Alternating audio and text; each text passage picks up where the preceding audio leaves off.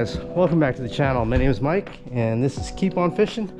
Today I am going to do a review of my Stryker Pro 320. I've had it for about, let's say 7 months now, and I just want to give you an honest review of the Stryker, kind of why I picked up a boat, even though I still have my kayaks, and kind of my thoughts on an inflatable versus a tin boat, which I was looking at as well. So anyways, yeah, just gonna give you my honest opinion, so let's get right into it. So this is a Stryker Pro 320. It's made by Stryker boats. They're based out of Langley, British Columbia, and it is a 10.5-foot inflatable, and they come in various models and sizes. So the Pro versus the regular ones, I think there's an LX and I think another model. The reason why I went with the Pro is that it's advertised as having a little bit more durability than the other Stryker lines. So yeah, why I wanted to go with a 10.5-foot as opposed to any other length is for two reasons. A, really, I just wanted it to be for me and Rosie and maybe one other person. I've got a lot of friends that have boats that I can go along with, and I didn't need another boat, I guess you want to say it. Like, I like to spend that time on the water with my friends. So this kind of, the reason why I got it is more so just I could take Rosie out and I could take my wife out and maybe one other person, and honestly it feels much like a kayak where it's just you on the water in this little unit. It's quite fun. So also I went with this length because you can see here I've got a lot of stuff in my garage. I keep my kayaks in here, and this is my gym where I train. So when I put it in to the garage in the full tongue, it actually only comes up to right about here in the garage. So I have tons of space to put my kayaks, and I don't even actually have to take the boat out if I wanted to do some static workouts along the rig there. So what I'm gonna do,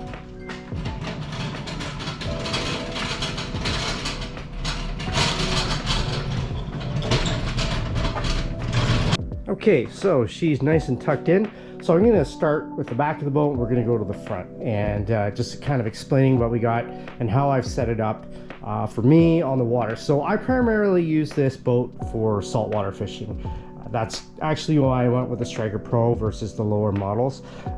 It does come with basically a reinforced bottom. You'll see here, like on the other models, it doesn't have this extra protection, this armor. As I don't know if you guys can see it here, but it is like, it is solid, and it's made to withstand beaching your boat onto like gravel or on the sand or rocks even. I've had this down on the boat launch, and beaching it on the launch there, I've checked underneath, and there's like literally no scratches, so it holds up quite well. Lots of reinforcement along the bladders in the back here as well. I'm always just mindful of any leaks and any cracks. That's why I think like keeping it in the garage and having it this small and being so compact and keeping it indoors all year round really helps in the keeping the integrity of the boat together. So however, there is one downside, and I'll get to that in a second regarding inflatable boats. So anyways, yeah, so that's kind of the bottom there, and then on the back I've got a 9.9 Mercury Outboard. A lot of people, I see this engine used a lot on as the kicker on larger boats. For an inflatable boat like this is more than enough power. You can go with a 15, you can even go down to a 6 horsepower. A 9.9 is right in the middle, and it's awesome. What I had to do, however, with this engine is that you'll notice on this model, the transom on this is quite high. You'll see that it kind of comes up and like higher than it normally would, which is straight across down here on the lower models. Now, I didn't think about it at the time, and when I went on to the Stryker YouTube channel, There was a lot of benefits to having a higher transom, especially when you stop suddenly, water won't just rush in and come into the boat. However, there is an disadvantage to having a high transom. If you just go with the regular stock engine like I did, it just has a regular shaft, not a long shaft. And what happens is that because the transom's so high, the propeller, especially in rougher waters, has a tendency to come out of the water. And because the boat is so light as well. So what I had to do is I had to add these fins to it, because what was happening is that as the boat was bouncing around and it would come up and down, this thing would over rev because it's not deep enough in the water. So I had to put on these fins, which helps definitely in keeping the engine down and the back of the boat basically planing through the water as opposed to coming up and down all the time. So that is the one disadvantage. Now I think on the Stryker website they have it advertised. They have a jet engine, outboard engine on the back, which maybe is why they went with a higher transom. But anyhow, this seems to help. So if you do go with something like this, you definitely need to add the fins so you don't get that problem that I was having with the propeller coming out. On the back, you'll also see that I've got my fish finder. I just got it like tethered to the back of the boat. So this is the for the fish finder, which I have installed here. Now these boats have these really cool little mounts. You can add Scotty mounts all along the edge of the boat. I think there's 1, 2, 3, 6, 7 of them. And you have the ability to add a bunch of accessories. So here I've got my fish finder. Actually, we'll climb into the boat and I'll show you. So there we go. Inside you'll see shaft comes out here. So I just basically sit on the edge and quite comfortable here steering. And it also has an autopilot feature where basically you just move this over left or right. This makes it loose, and then when I want to go in autopilot and just kind of go straight, I just press that tab all the way to the left and that engine's not going anywhere. And then here is my fish finder, the Garmin fish finder that I have hooked up to the transducer on the back. And then I opted to go with a Canon electric downrigger. Now on this boat, and another thing that I didn't consider when I bought it, is that there's nowhere to mount a downrigger, which is problematic because the only thing that's really stable enough to mount a downrigger would be the transom back here. But there's not a lot of room, because once you start moving the boat, and if you got this big downrigger here, it'll get in the way. So what I'm considering in doing is getting a custom weld from the floor to the transom where something can sit right about here. I'll probably do that in the springtime. I've got a friend of mine that may be able to fabricate something like that. So with the downrigger, this electric downrigger, you're gonna see that I've only got it mounted onto this bench. And what I've done to counterbalance the weight from the downrigger, I put a 10-pound ball on there, is that I've got it tethered down here to some of these tie downs. I also will sit here on this side of the bench when I'm operating it and when this is down, which also helps counteract or counterbalance the weight. So when you see me fighting a fish on this thing, you'll see me doing, you'll see me sitting on the bench, initially reeling and fighting that fish until the ball comes up, because I don't want to get off the ball and then have this thing risk in tearing this apart. I don't think it will, not with the 10-pound ball, but I'm just a little paranoid. Anyways, I've got my rod holder here. The Magnum also comes with a rod holder that you can attach here, but I like to have one here. It's just nice for me to sit here and then reach over and grab that rod out of there when a fish strikes. So that's kind of the cockpit, I guess, if you want to call it that. Stryker has this really nice EVA protection. It's really soft on the feet here on the floor and the benches. And then it also comes with this little storage area. It's a padded bench, and then inside you can throw whatever in there. I'll throw an extra jacket. I also keep my pump in here for the boat. This boat is actually, you can blow it up just by using an inflatable paddleboard pump. Works really easy, and it actually inflates really fast. So I just make sure I have that with me all the time, and every once in a while this thing does need a little bit of extra inflating because it gets cold, or in the heat you want a little bit of air out because obviously the air will expand.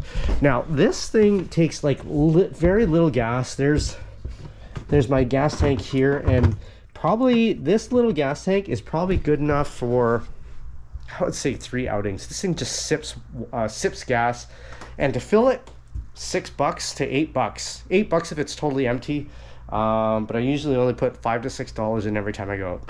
Super cheap. And oh, this is the bimini top. Actually, I'll bring it out and show you what it looks like with the bimini top up. It's actually quite nice. It covers the boat quite nicely. So that's the inside. Usually when I have someone with me, they'll sit here just to kind of balance where me sitting over there, and then Rosie I'll put a nice blanket or a padding in there where she can be super comfortable, and it gives me this whole area just to kind of manipulate and do whatever I need to do with fish or with the fishing rod. So yeah, I'm just gonna take it outside. I'll put the bimini top up so you guys see what it looks like from there.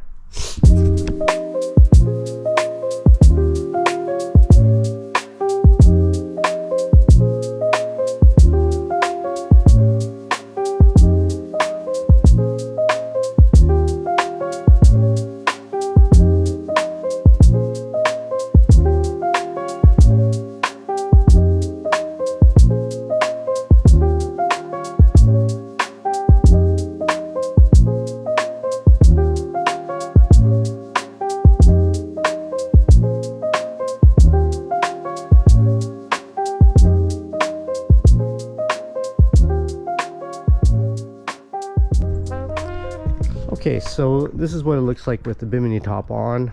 You'll see it's actually quite nice. It covers the entire inside of the boat, and it's really nice. I'm looking forward to using this on hot days in the summer. It's going to be really nice to have this cover. So some other cool things about this Stryker Pro is that it comes with an integrated oar system, so you can use this as a rowboat should anything happen to you, or if you need to get away from the shore because of rocks or whatever.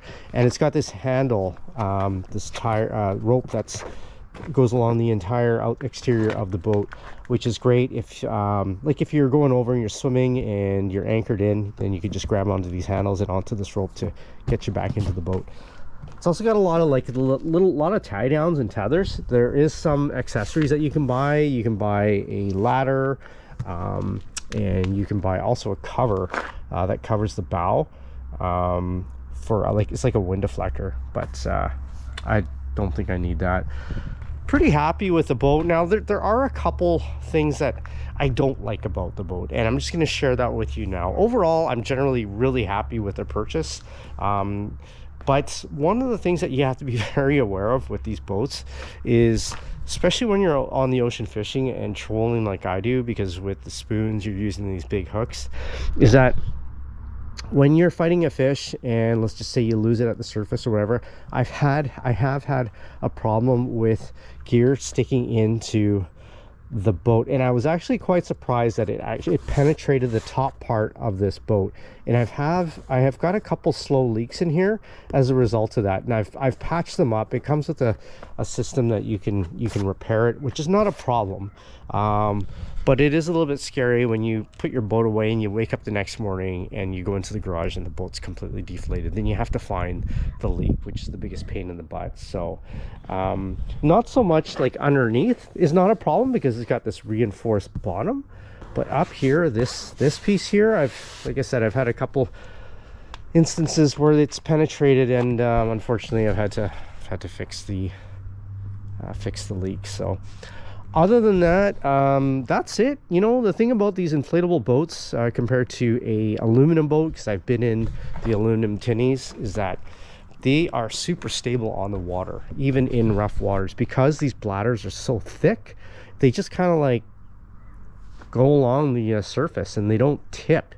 it is super stable, and I feel super comfortable even in really rough and adverse conditions standing up in this thing. It's just kind of just glides along the top there. So just lastly on the Stryker, if you're wondering about costs, so in total the entire package, trailer, engine, and the boat, brand new, came to just under $11,000. You can go obviously with a cheaper option if you want to go with a lower model boat, but if you kind of wait around the fall time, around the end of October into November, Stryker usually has like a really good sale on their boats, maybe to make room for the newer models that are coming in, and you can get some pretty good discounts if you look for